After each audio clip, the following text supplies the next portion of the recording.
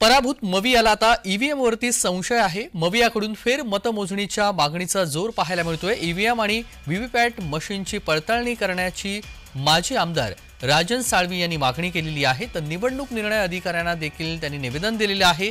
निकालावरती संशय निर्माण झाल्यामुळे निवेदन देऊन आक्षेप नोंदवल्याचं साळवी यांचं म्हणणं आहे। राजापूर विधानसभा मतदारसंघातील मतदान केंद्र क्रमांक 2 चाफवली आणि मतदान केंद्र 200 तुळसवडेच्या ठिकाणी ईव्हीएम मायक्रो कंट्रोलवरती आणि व्हीव्हीपॅटची पडताळणी करण्याची साळवी यांनी मागणी केली आहे आणि यासाठी 94,400 रुपयांचं शुल्क देखील राजन साळवी यांनी भरलेलं आहे।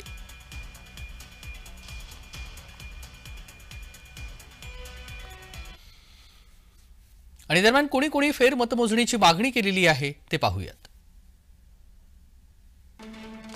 राजन साळवी ठाकरे गटाचे पराभूत उमेदवार, ऋतुराज पाटील काँग्रेस, प्रशांत जगताप शरद पवार गट,